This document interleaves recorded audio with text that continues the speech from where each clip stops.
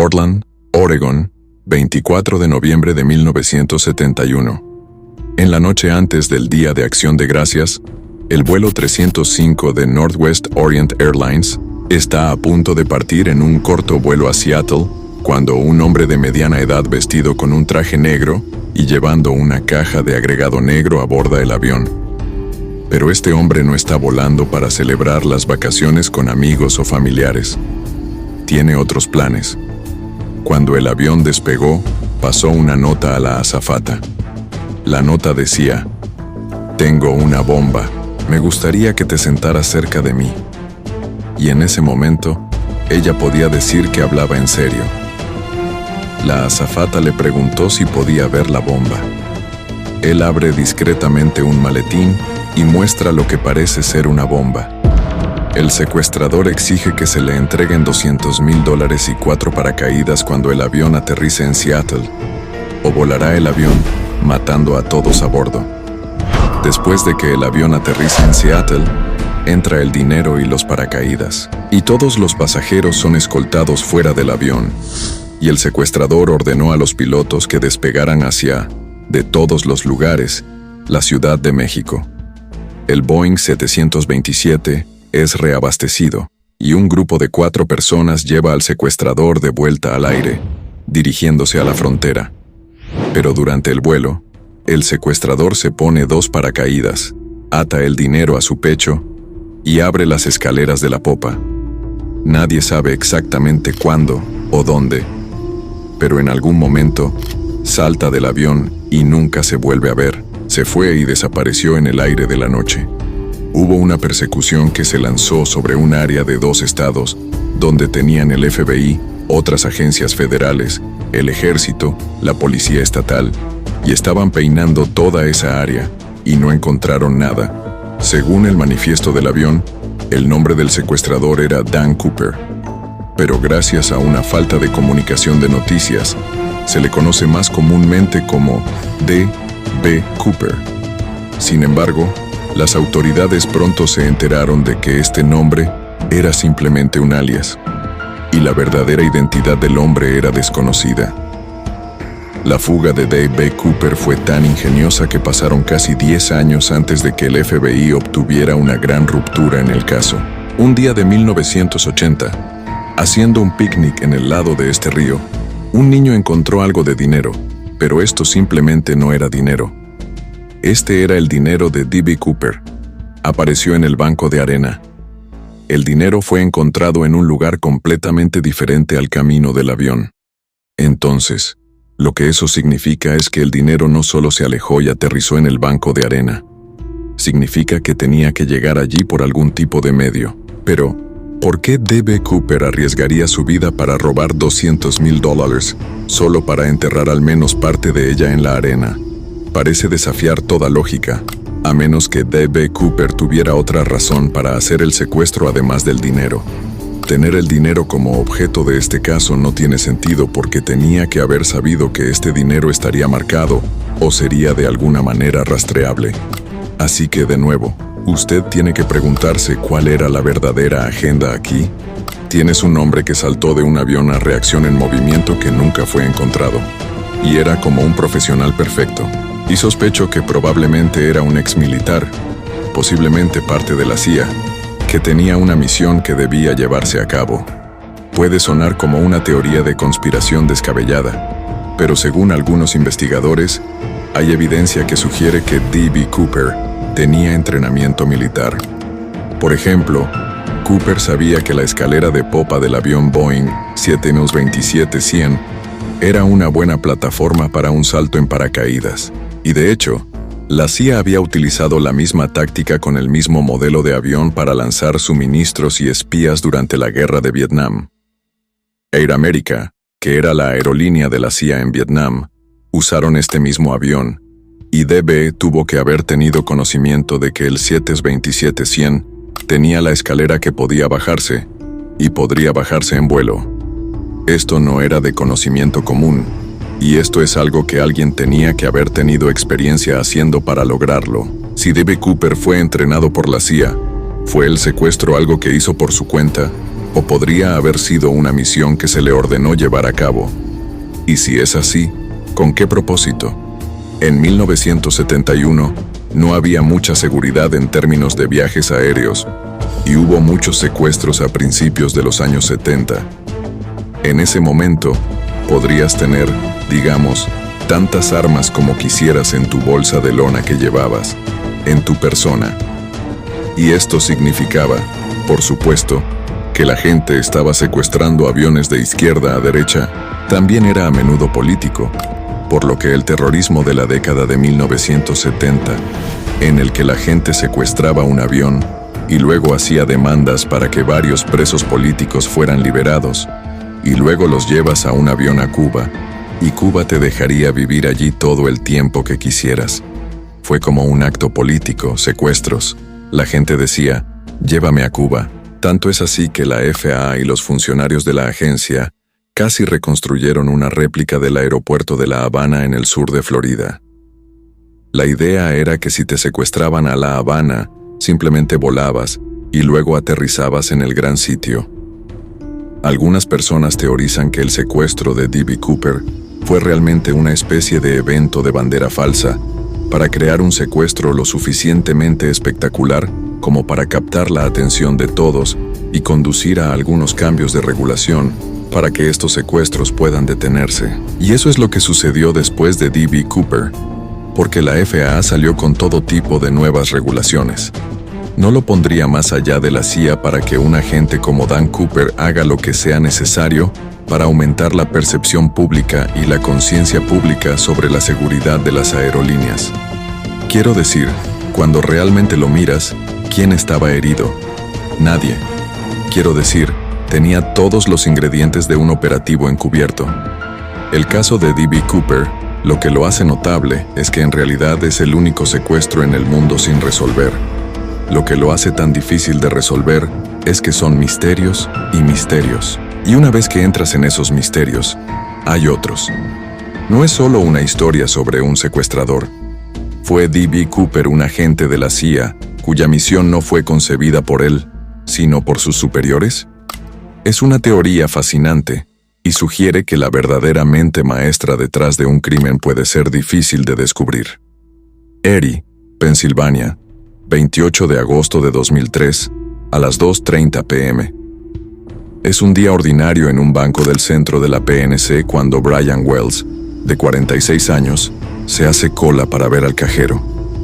Pero Brian Wells no es un cliente ordinario. El señor Wells tenía una protuberancia debajo de la camisa que se describió como si alguien tuviera una lesión médica que estaba debajo de su cuello. El señor Wells le entregó al cajero una nota y dijo: «Este es un robo a un banco y necesito $250,000 en efectivo». La nota de demanda decía que hay una bomba atada alrededor de su cuello. El cajero informó a Brian Wells que no podía acceder a la bóveda del banco, por lo que terminó dándole alrededor de $8,000. Brian Wells salió del banco con solo una fracción de la cantidad de dinero que había exigido, y no llegó muy lejos porque el banco llamó a la policía en el momento en que Brian se fue. Me despachan como cualquier otro oficial de la ley. Oye, hay un robo a un banco, 7200 melocotón, posible dispositivo explosivo utilizado. Después de salir del banco en 5 minutos, el señor Wells es localizado y detenido por la Policía Estatal de Pensilvania. Y aconseja que tiene una bomba debajo de su camisa. No sabíamos si era un rehén o si era un cooperador. No teníamos ni idea. Él dijo: «Soy un repartidor de pizza. Fui a entregar pizzas y estas personas me abordaron y me hicieron usar el dispositivo y robar el banco». Creo que es uno de esos momentos reales en los que estás pensando, probablemente sea un engaño, porque no puedo decirte cuántos robos de bancos falsos estaba donde la gente indica que tienen un dispositivo explosivo y es un engaño. Pero tienes que creer que es real. Y notificamos al escuadrón de bombas. Su comportamiento se estaba agitando mientras esperábamos el escuadrón de bombas. Él estaba diciendo: «Oye, ¿puedo tomar un cigarrillo? Esto es pesado». Pero todavía no sabemos si es falso o real en ese momento. A las 15:18, sin previo aviso, la bomba detonó. Brian Wells murió al instante. Quiero decir, Ese es solo un momento que nunca olvidarás en tu vida. No es raro que un ladrón de bancos diga que tiene un dispositivo y que va a explotar. Eso no es raro. Lo que es poco común es que realmente suceda. Brian era un tipo muy agradable. Y para su familia, siempre lamentaré lo que pasaron para que eso suceda en la televisión. Pero inmediatamente tienes que ganar el control de la escena. Así que hicimos una búsqueda en el vehículo de Brian Wells.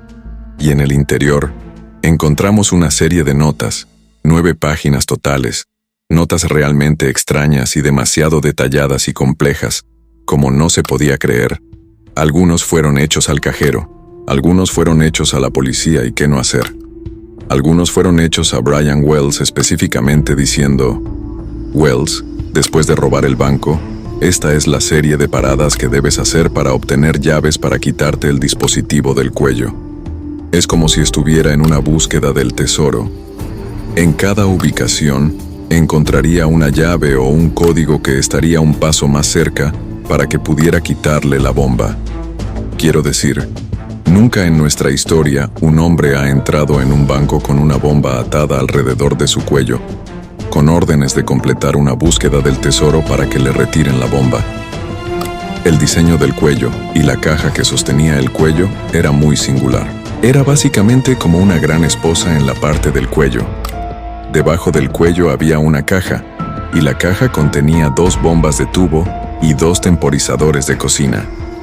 El escuadrón de bombas dijo que era una de las máquinas de matar más diabólicas que habían visto. Y eso es porque era único.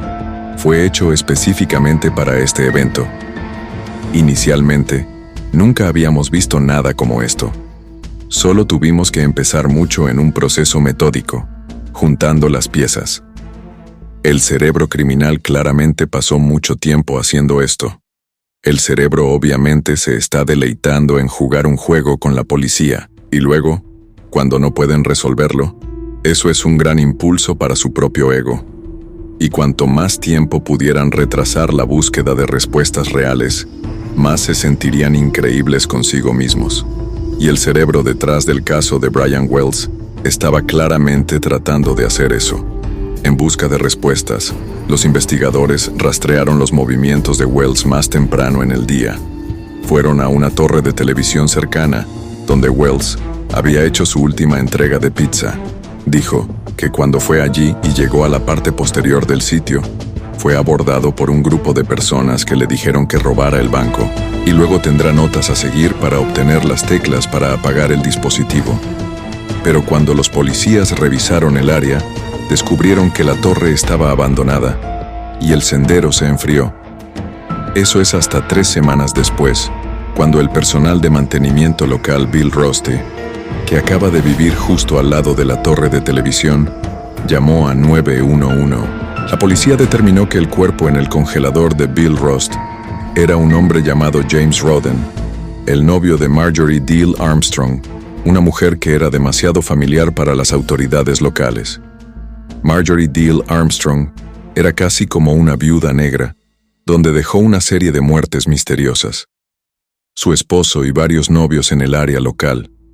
Roden era un examante, novio suyo, y terminó matando al hombre con una escopeta.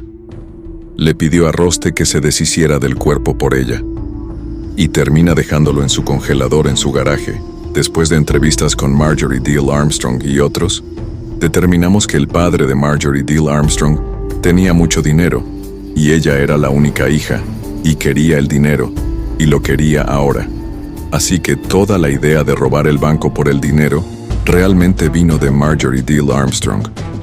Robar el banco para obtener el dinero para pagar a alguien para matar a su padre, para obtener su herencia. El 1 de noviembre de 2010, Marjorie Diehl Armstrong fue condenada por robo a mano armada de bancos, conspiración para cometer robo a mano armada de bancos y por usar un dispositivo destructivo en un crimen. A los ojos de muchos, estas condenas confirmaron que Marjorie era la mente maestra del robo de bombas y responsable de la muerte de Brian Wells y James Roden. ¿Pero estaba actuando sola? No todos están de acuerdo. Tan pronto como conocí a Bill Roste la noche en que entregó el cuerpo de James Roden, después de que lo entrevisté, Sentí que estaba involucrado en el caso de Wells. Fue en el cuartel de la Policía Estatal de Pensilvania, y Bill Roste estaba en una de las habitaciones. Y entré en la habitación y dije, «Oye Bill, Jerry Clark del FBI, me gustaría hablar contigo un segundo». Y él dijo, «Hablaré contigo, pero necesito decirte que soy el tipo más inteligente de esta sala. En primer lugar, ¿entiendes los derechos que te he explicado? Sí, excepto por una cosa. Debería haber una D después de eso. ¿Dónde usarías?»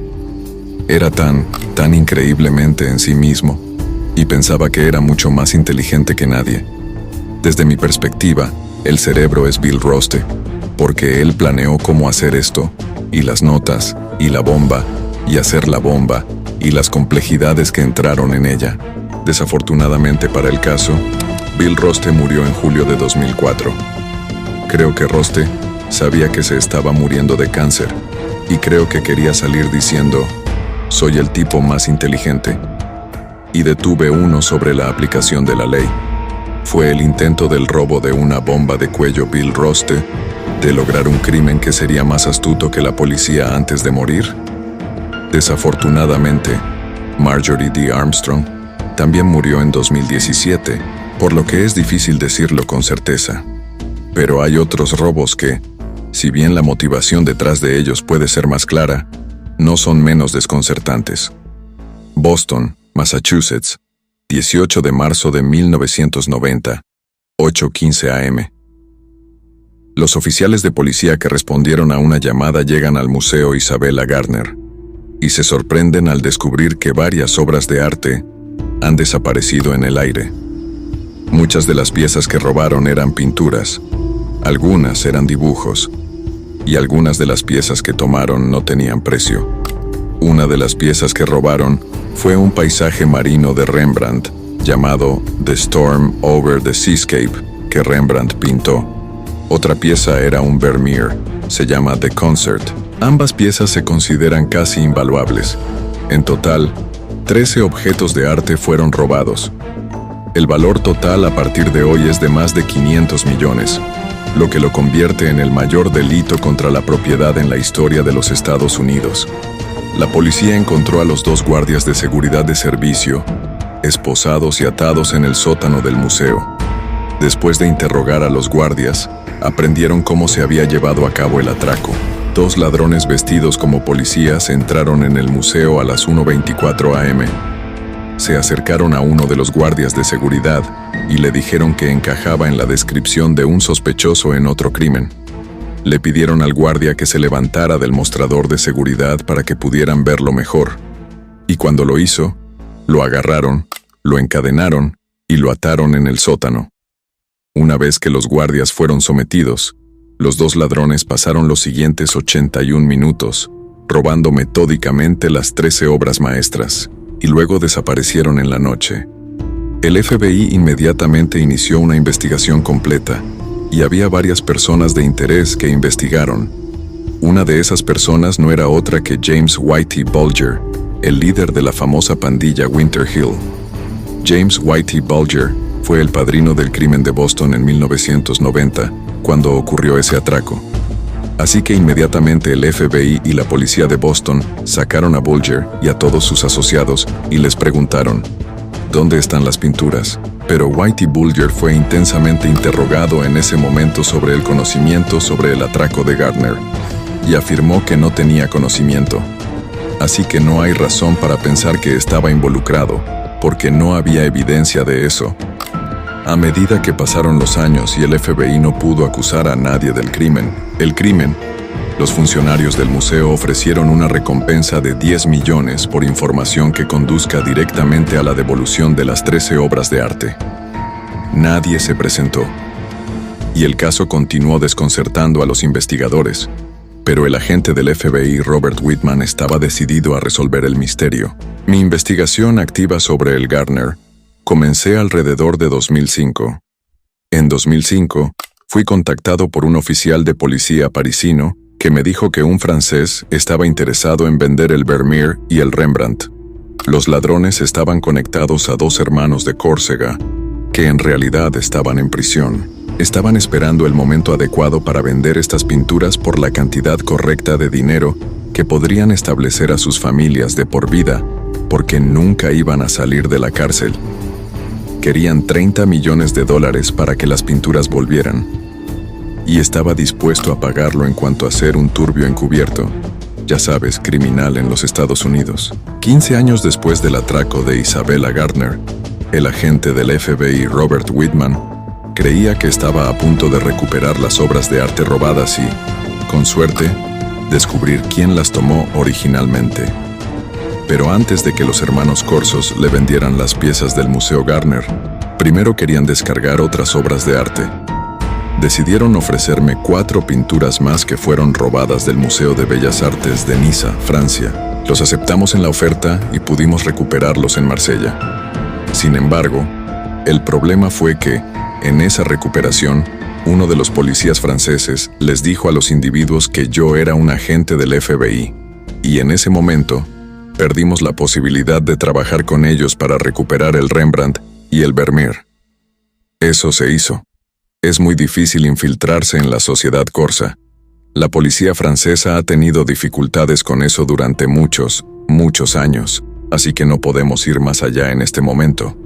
Los agentes del FBI creían que estaban tentadoramente cerca de recuperar 2 de las pinturas robadas de los hermanos Corsos, solo para que se deslizaran entre sus dedos en el último momento. Pero luego, el 18 de marzo de 2013, en el 23 aniversario del atraco, el FBI hizo un anuncio sorpresa. Los agentes del FBI desarrollaron piezas cruciales de evidencia que confirmaron la identidad de quienes ingresaron al museo y otros asociados con el robo que pertenecían a una organización criminal. Aunque afirman conocer la identidad de los 2 ladrones, el FBI se negó a nombrarlos. Y en 2015, anunciaron además que ambos están muertos. Creo que el FBI sabe exactamente quién cometió los crímenes en 1990, pero no tienen idea de dónde reside el arte hoy. Así que creo que el FBI quería proporcionar una zanahoria al público para decir, oye, todavía estamos trabajando en este caso. Necesitan la ayuda del público para resolver este crimen. He escuchado a algunas personas haber dicho que las 13 piezas están sentadas en el ático de alguien a 2 cuadras del museo. No creo eso. Nunca he visto que eso suceda. Después de hacer investigaciones sobre crímenes de arte durante 30 años, lo que he encontrado es que cuando tienes 13 piezas por ahí, las pinturas se han dividido. Están en diferentes lugares. Ahora han pasado 30 años y no ha habido señales de la obra de arte. Y ese es el misterio perdurable del atraco al Museo Isabel Gardner. 13 pinturas que desaparecieron en el aire. Y esos marcos vacíos se sientan allí como lápidas hoy en el museo. Si el FBI sabe quién hizo el robo de Isabel Gardner, entonces ¿por qué no nombrarán nombres? ¿Podría ser porque los perpetradores están muertos? ¿O hay otra razón aún más increíble? Uno que no será revelado hasta que las pinturas se recuperen sana y salva. No todos los robos escandalosos implican el robo de grandes cantidades de dinero en efectivo u obras de arte valiosas. En los últimos años, ha habido un número creciente de los llamados delitos cibernéticos, en los que los delincuentes explotan ilegalmente los sistemas informáticos para hacer todo, desde robar la identidad de una sola persona hasta manipular el sistema financiero global. El cibercrimen es un gran problema hoy en día. Las empresas están recibiendo sus computadoras hackeadas a diario. El fraude es una parte regular de sus vidas. Todo CEO de una empresa lo sabe. Y mi mayor preocupación no son solo estos ciberataques individuales, sino también las amenazas cibernéticas en nuestra infraestructura. El flujo de dinero a nivel nacional, lo que hemos visto a lo largo de los años, es una capacidad creciente de los ciberdelincuentes para mantenerse un paso por delante de la aplicación de la ley. Reykjavik, Islandia, 16 de enero de 2018.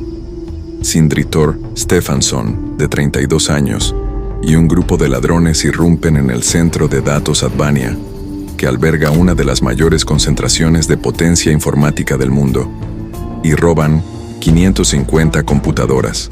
El valor de estos dispositivos es de aproximadamente 2 millones.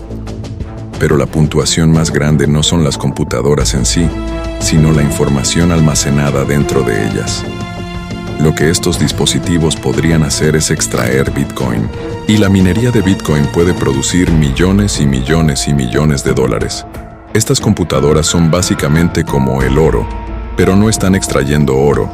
Están minando dígitos y fórmulas matemáticas, lo que en el siglo XXI es algo de valor. Lanzado en 2009, Bitcoin fue el primero de un nuevo tipo de dinero conocido como criptomoneda, una forma de efectivo digital que elimina la necesidad de los bancos tradicionales. A diferencia de las formas normales de moneda como el dólar o el euro, el valor de un Bitcoin no está vinculado a ninguna nación o gobierno.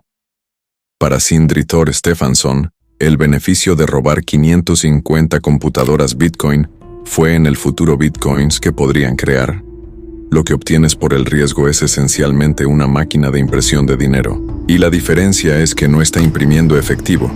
Está imprimiendo miles de millones de dólares en Bitcoins a un ritmo muy rápido. Y toda esa información está encriptada e imposible de rastrear. Es el crimen perfecto, si puedes lograrlo. Menos de un mes después del atraco a Bitcoin, Stefansson fue arrestado y acusado de robar las computadoras. Después de confesar, fue condenado a 4 años y medio de prisión.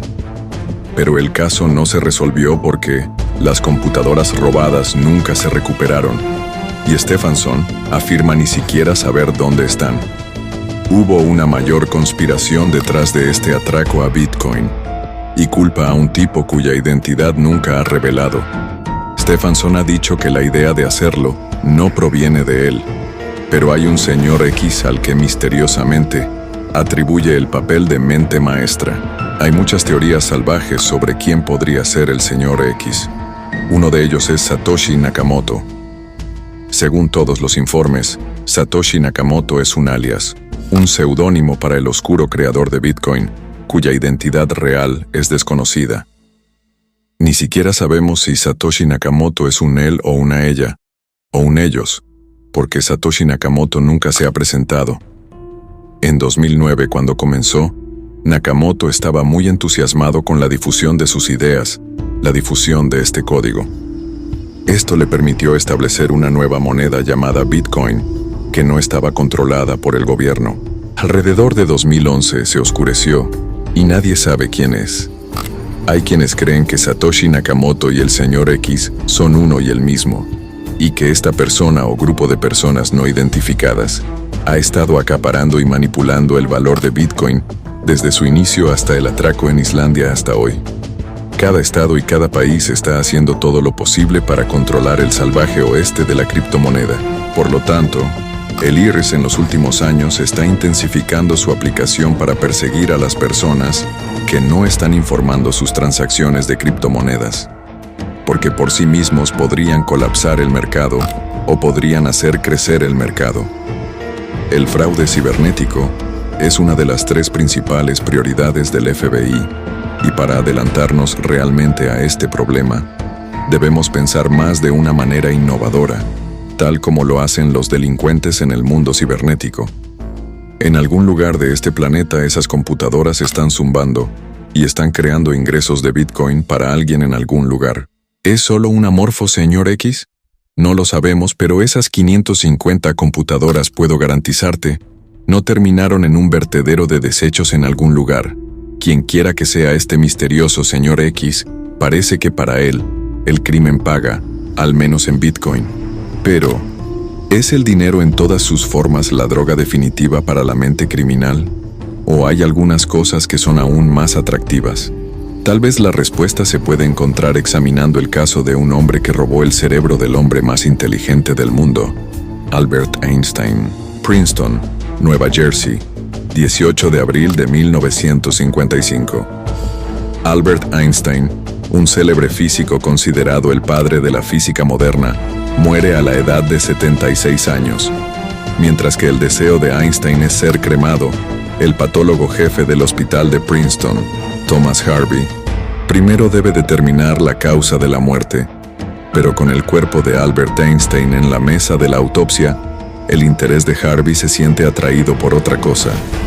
Quería averiguar qué hacía funcionar a Albert Einstein. Y él ve, wow, ahí está la fuente de todo, el cerebro. Había algo en el cerebro que lo fascinaba, y con no poca cantidad de esfuerzo cortó el cráneo, extrajo el cerebro, lo perfundió con formaldehído. Y a la mañana siguiente, el New York Times dice que Thomas Harvey ha preservado el cerebro para el estudio científico. Thomas Harvey creía que en algún lugar dentro del cerebro de Einstein estaba el secreto de su genio, así que persuadió al hijo de Einstein, Hans Albert, para que le permitiera hacer un estudio del cerebro de su padre. Hans Albert y el albacea de Einstein vinieron a hablar con Harvey al respecto, y Harvey le impresionó la singularidad y la criticidad de mirar el cerebro de Einstein como una forma de acercarse a cómo piensan las personas de intelecto y genio.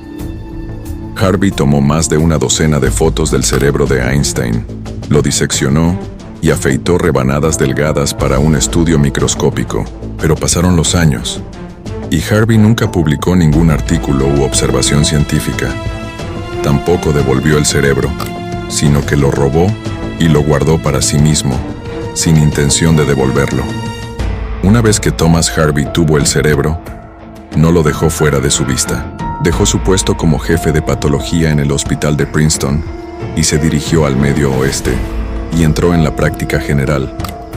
Pero el cerebro siempre estaba con él, almacenado en 2 grandes frascos de vidrio y en cajas de cartón. Ha habido una tendencia histórica de examinar los cerebros o la materia gris de los genios para tratar de averiguar qué los hace funcionar. Por ejemplo, el Instituto del Cerebro en Moscú ha mantenido los cerebros del dictador Vladimir Lenin y alrededor de 200 científicos rusos en un estante polvoriento durante años, con la esperanza de que algún día también puedan descubrir los secretos del genio. Pero hay una delgada línea entre la ciencia y el robo de tumbas. Harvey se volvió un poco más codicioso, porque no solo deslizó el cerebro de Einstein, sino que fue básicamente un recuerdo para él tenerlo en su estante. Uno pensaría que los familiares más cercanos podrían tener algo que decir al respecto. Harvey se separó de su trabajo, que es determinar la causa de la muerte de un paciente en el hospital de Princeton, y lo hizo cuando completó la autopsia. Y en ese momento, todo lo que sabemos es que no quería entregarlo, y es por eso que dijo: mantengo el cerebro de Einstein, soy el patólogo, y lo estoy estudiando. 2 décadas después de la muerte de Albert Einstein, el resto de su cuerpo había sido incinerado. Su esposa y sus hijos habían fallecido, y el mundo casi se había olvidado de lo que le sucedió al famoso cerebro del físico. Pero todo eso cambió en 1978, cuando un joven reportero llamado Stephen Levy rastreó el paradero del cerebro de Einstein para un artículo de revista, y descubrió que Thomas Harvey todavía estaba en posesión del cerebro de Einstein. Levy escribió sobre esto y de repente trajo un renovado interés a lo que estaba pasando con el cerebro de Albert Einstein. Así que la comunidad médica se estaba rascando la cabeza. Estaban como, está bien, tiene el cerebro en pedazos, por así decirlo. Echemos un vistazo más de cerca. Como resultado, cuando Harvey devolvió las piezas disecadas del cerebro, los científicos hicieron un descubrimiento notable. Un descubrimiento que finalmente podría revelar el secreto detrás del genio de Einstein. Princeton, Nueva Jersey, mayo de 2000. El neurólogo Frederick Lepore tiene la rara oportunidad de fotografiar los restos del cerebro de Einstein. El patólogo sacó 2 frascos que contenían pequeños cubos envueltos en gasa, que eran las secciones restantes del cerebro de Einstein. Es un momento muy interesante y provocativo. ¿Cómo desarrolló ese tejido cerebral inanimado teorías que sacuden el mundo? Y el proceso comienza mirando la anatomía y tratando de ver si puede darnos algunas respuestas a la pregunta de ¿por qué Einstein era un genio tan profundo? ¿Qué hizo diferente a Albert Einstein? Es una pregunta que Thomas Harvey hizo por primera vez en 1955 y que lo llevó a robar el cerebro de Einstein con la esperanza de obtener una respuesta.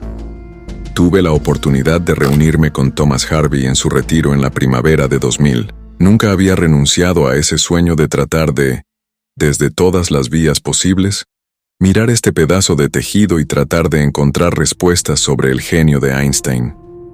En 2007, Thomas Harvey murió de una hemorragia cerebral.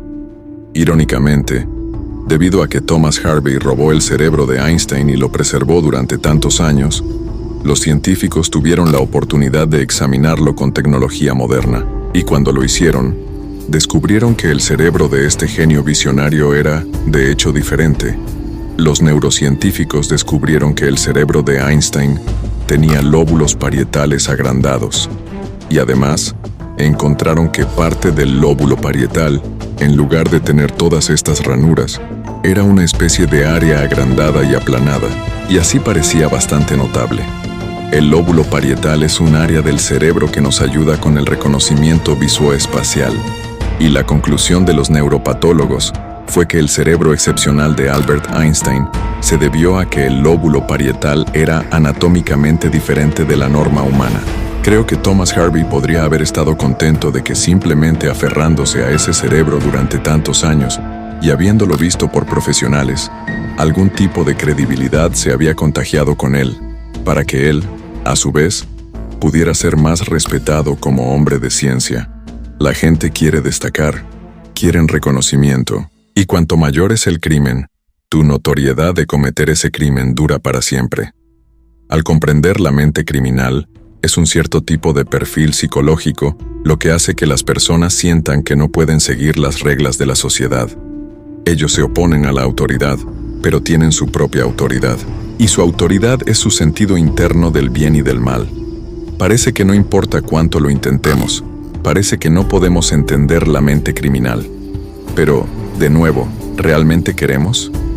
Porque si realmente pudiéramos ponernos en los zapatos de alguien que siempre está intrigando, conspirando y buscando emociones, entonces podríamos sentirnos tentados a arriesgarnos y llevar a cabo un atraco audaz propio. Así que tal vez sea mejor para nosotros que la mente de un criminal maestro permanezca.